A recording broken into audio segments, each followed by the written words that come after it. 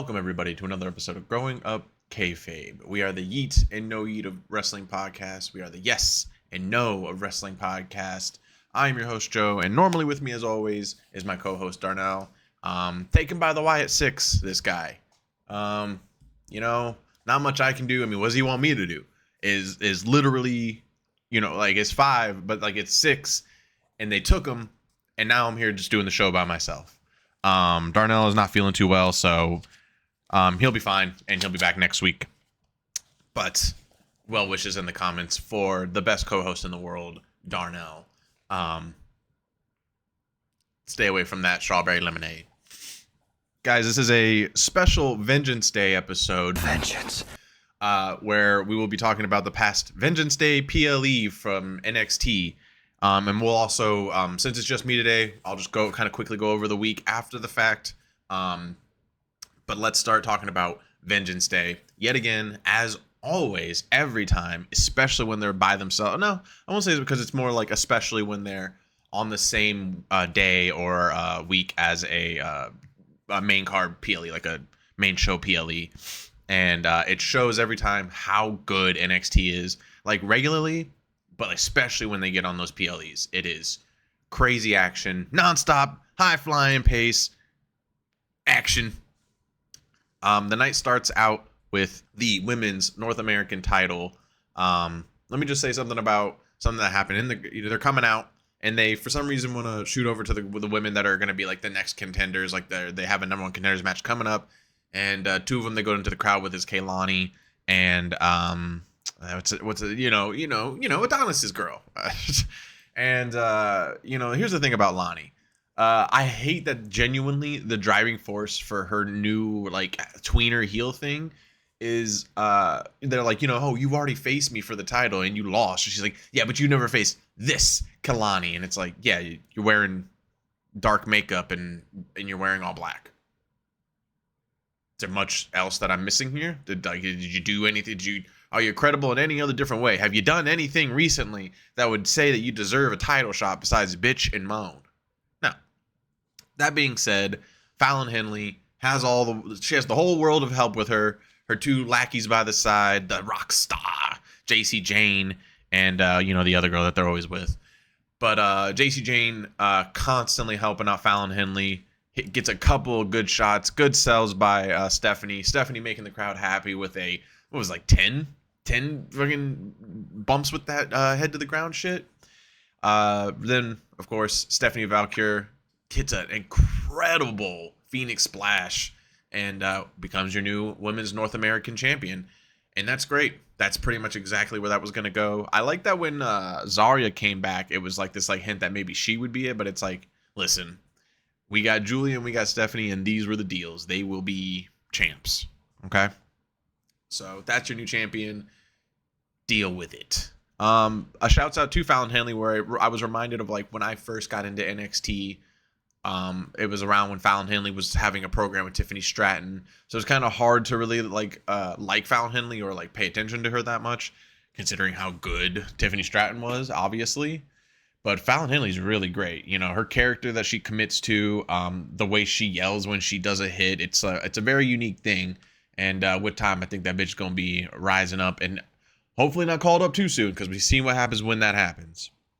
The next match of the night was the NXT Tag Team Champion match, which was Fraxion versus Yoshiki Inamura and Josh Briggs.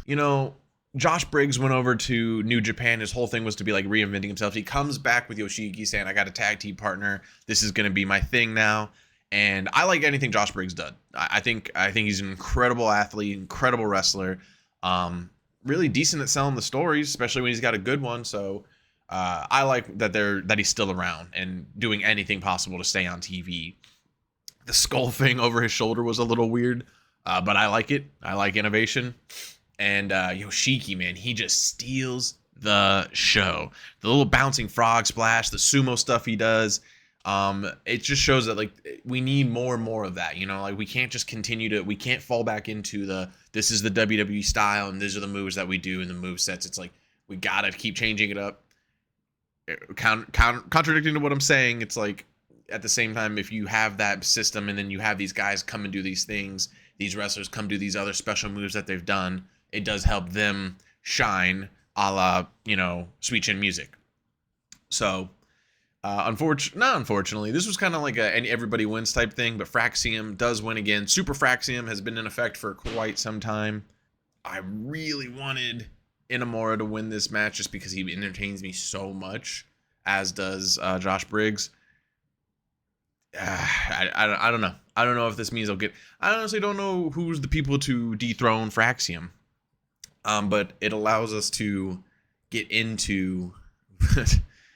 I mean, I don't know how to feel about this. I'll say that the only time recently that I've agreed with WrestleMania's takes is that maybe we should give it a chance. But right after Fraxion wins, they get jumped by four dudes who, I mean, they got the masks on that look extremely, extremely similar to like the ones from a lot of different factions that they tried, but specifically Mustafa Ali or Mustafa. I don't remember how he said it was supposed to be said, but it also looks a lot like the Shield mask. It also looks a lot like when NXT, the first group, was taking over. I thought we were done with that type of thing. I thought we were finished with like random groups of people coming in to jump every single person imaginable. I don't know how to feel about it. I hated the win that it took out of that match, and it happened more throughout the night. It happened one more time where they jumped. I think it was Oba, yeah, and again, and that took the wind out of that. Everybody, Grayson, Austin Theory, all had a great match together. Incredibly fun. Oba looked dominant. I mean, I don't know if this is a turn for Austin Theory and Grayson Waller. I feel like they kind of still left that open. But altogether, still an incredible match where Obafemi inevitably wins, making him look even stronger, beating two guys at once, which is great. He's undefeated in triple threats. I like that they put that out there. And all his triple threats, he's undefeated. So that should be a thing they explore more. Should a bunch of stuff that we should have been able to contemplate and think about as the match ended between Theory and Waller and Oba, and then they got jumped by a group of guys that nobody knows. They got the "Who are you?" chant every time they were out there, and that's fine. Again, obviously they're a group of guys, but it's stuff we've seen so many times before. So I don't know how to feel about this, or if I should be excited, or what the case may be. Let me know how you guys feel about it. If you're interested at all with what this is, if you're interested at all of who they are, the presentation. Obviously, again, like I said, I agree with Amia. We'll give it a chance, but I just think it was the wrong time to do it. Is there a right time? I'm not too sure, because it's a PLE, and if you do that on a regular show, I guess it takes the wind out of it and doesn't the wind out of themselves instead. But it's I think you're fucking over somebody in this situation. And I thought doing it at least once in the night, I was like, okay, well, that's fine. But instead you had them attack Oba too. And I'm like, well, what's this? I don't know. I don't know what it's about. We'll find out in the weeks to come, I'm sure. I'm sure it's going to be like a 3-week... It'll either be a 3-week drawn-out thing, where eventually we get to know what's going on and why, or literally this next Tuesday, we will find out. The night was not over yet, though, as we still had 3 more matches to go. We got to see Trick Williams do a strap match with Eddie Thorpe and lose during Black History Month.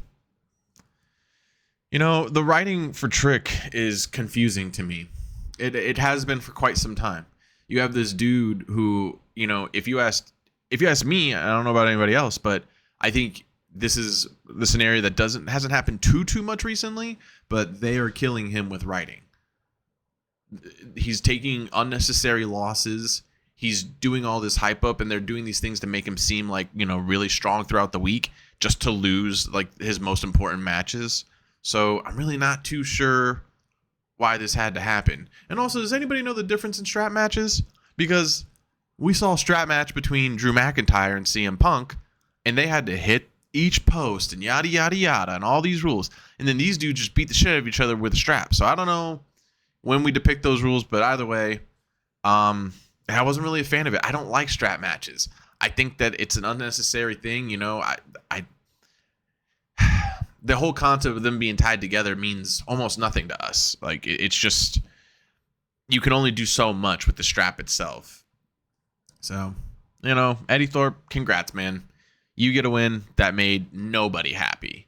When that happened, and then when Oba got jumped, and then also all ego at how does Ethan get all this hype up to get this big payoff for payback? The Vengeance Day is for vengeance.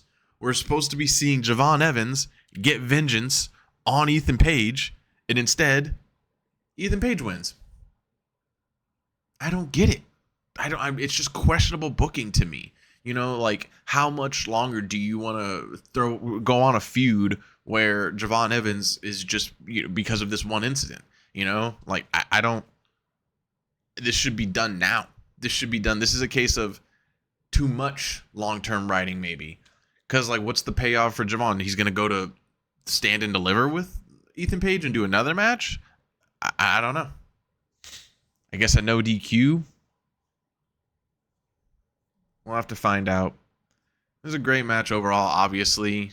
Javon Evans makes everything great. Ethan Page is incredible. Dude, the sell. Ethan Page is one of the best people at doing the Razor's Edge. He tosses them up in the air. And when Javon hit the ground, he bounced and flipped. I'm like, damn. Good on both of them.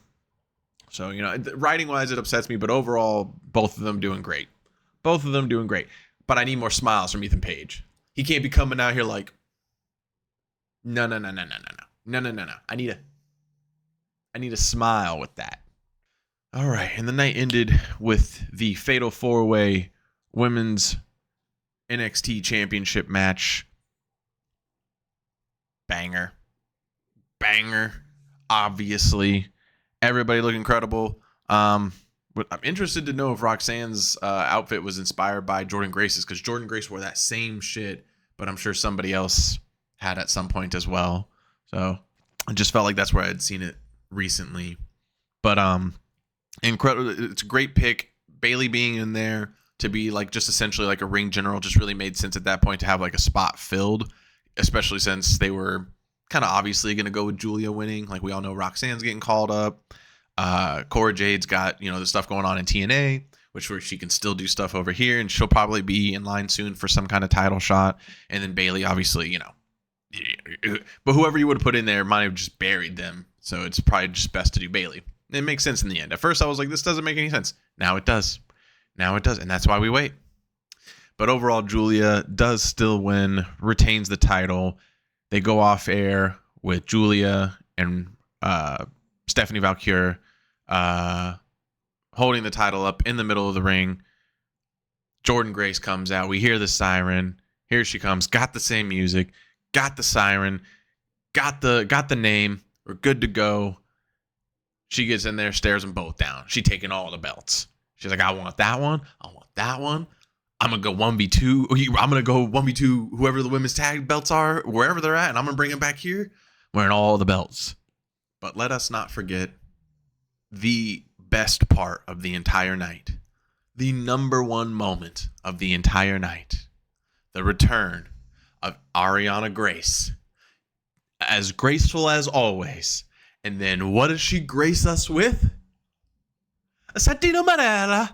A Santino's back. Oh, I remember I see you when you were a little baby. And now look. So good. I couldn't. I popped. I screamed.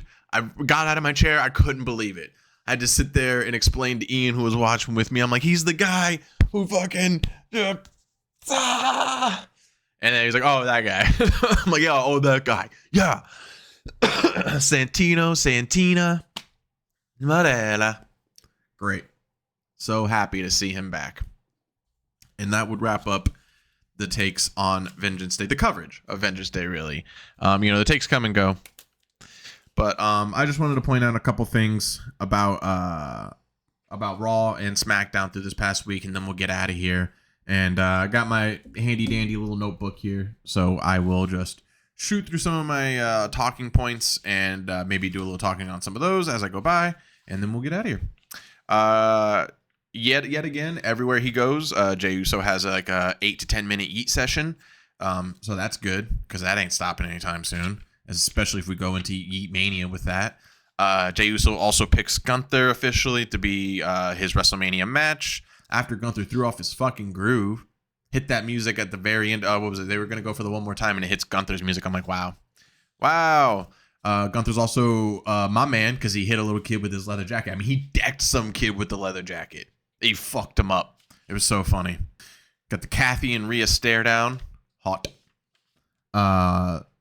Liv and Raquel versus Damage Control was also really good. I'm assuming because they're saying Liv to SmackDown so she can do Wyatt 6 stuff or like the whole Damage Control. I'm like, I don't know that's gonna happen. I'm pretty sure that they're doing Liv Raquel as tag team champions. I'm pretty positive that's the way it's gonna go, especially with all these tag matches that they're doing. And how good Liv and Raquel are doing at it, like Liv in the whole crowd chanting "Let's go!" because Io's so over with the crowd. And they go and "Let's go!" Io slaps her in the face. Like, I mean, come on, stealing the show. AJ Styles makes his return in the same place that he hurt himself. Apparently, that's ballsy. That's balls. Dom came out and immediately we're like, oh, approved. I would watch this. This is good. I like that. And I like babyface AJ. And this is probably like these last 2 years. I'm assuming will be his last 2 years of wrestling. As it probably should. Liv took a mean bump and cut above the eye while Raquel was throwing her around. Still powered through. Bled through it. No big deal. Had a mean bump on that eye, though. But I'm sure she'll look fine this week. We'll see. SmackDown. Started off with Cody and Drew. Good way to start the show. Obviously, those guys are going to, if just depending, we talked about it in the last Growing Up Kayfabe where it's like, it's just got to land Drew in the right spot because there's so much going on for Cody. But they could get a Cody-Drew program, and that would be great. Unfortunately, and also fortunately, Jacob and Tama interrupt. But then as they're doing their little back and forth, Jacob's staring him down, staring the title down. Who do we see arrive? Solo Sikoa in the Dave Bautista outfit. And I mean, they're both pissed. And we get the Cody trying to leave and fucking Jacob, hey, Cody, I got this one. Don't worry about it. It's family. And then Cody like, well, you can have the first word, but I'll have the last. Pretty good stuff.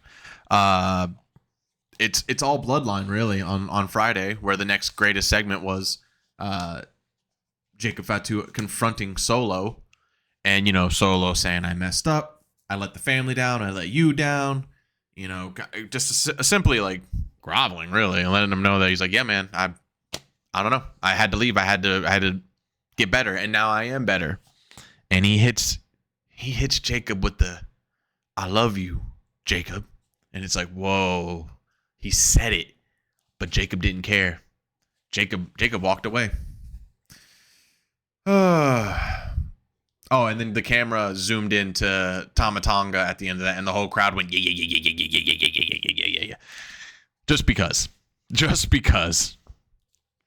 Shinsuke promo was pretty good. I didn't expect LA Knight to be the one to come out, to be honest with you. I thought maybe this was going to move somewhere else because LA Knight was starting to maybe move towards Drew. I don't know. We don't, it shows that we really don't know. And it shows that the more we know, the more that WWE knows we know, and that they're going to try and throw us off. So who does know? I don't. But Shinsuke cuts a No Warriors promo on SmackDown, which I liked. I like the concept behind it. I think he's good if you don't let him like freeform. I think you give him a concept to work on, and he can fucking crush it. LA Knight comes out, but then The Miz comes out. And I was like, really? Really?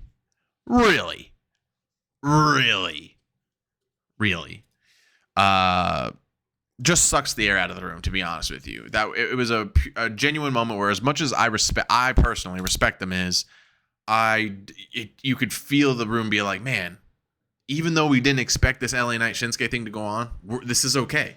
The heat between them is real. And then just The Miz comes out. But as always with, and again, that's why I respect The Miz and obviously LA Knight.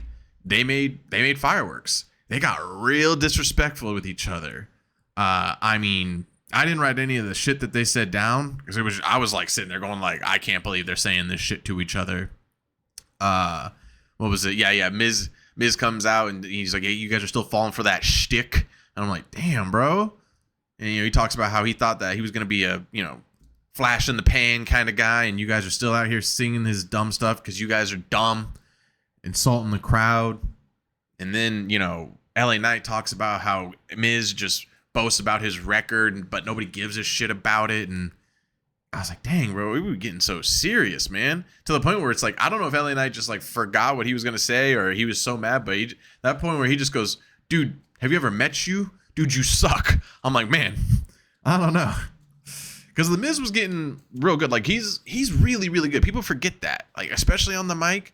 For him to, like, be just staring off, taking this, like, these brutal bombs, and him go, you want to know why I say my record all the time? And then he just spits fire. And he starts saying some real mean shit to LA Knight. I'm like, damn, bro. You forget. It's just in ring. He's just not that good. Just in ring. That's all. Mellow Truth, kind of another nothing match. Mellow gets to beat Truth for this, funny interaction about I had to beat Tozawa because show him I'm him. No, you're not him. You're Carmelo. He's Tozawa. That's hilarious. That's funny. But a match comes out of it and Mellow beats him. And I'm like, okay, so now Mellow's 2 wins on SmackDown are against, well, besides his run against Andrade, are against Tozawa and Truth. Which, hey, Truth is on SmackDown now. So I also don't know what that means for him. I will say that Wade Barrett is hilarious as that segment started with Mello getting his hair cut, and afterwards when the commentators start talking about it, Wade says Mello was getting a fresh cut and Truth tried to clown him. That's why Mello was mad. So I thought that was great. Confirmed Dawkins from the Street Profits was in fact hurt, and that is actually why they were gone. So good to know. At least they weren't fucking them. Hopefully all these extremely hot promos from them two actually end up with them getting tag team titles. When they say all the names in the tag team division, again, it's like, even though they're not doing a good promoting it, it's a lot of names they have to get through. But they got the crowd behind them, so I think it should be fine. Last 2 things. They're trying to wrap up the Jade thing by saying that it was Liv and Raquel. And I'm hoping that's a swerve. I think everybody's looking at it like that's got to be a swerve. But it's hard to say because, again, Liv and Raquel are doing so much tag team stuff that it's like, well, maybe it's not. Maybe it's not a swerve. Maybe it's what's going to get them to get that tag team title match. Or they get the tag team title match because of this, and then the swerve happens. So that way Bianca loses these tag team titles, and then they find out that it actually was Bianca or Naomi, and then that fight happens, and then we get a triple threat between Bianca, Jade, and Naomi. I don't know if I want to see that or not. I don't know. And then, of course, shouts out Vic, where I also feel like this is a slap in the face of Corey Graves. Joe Tessitore was out on assignment for the week.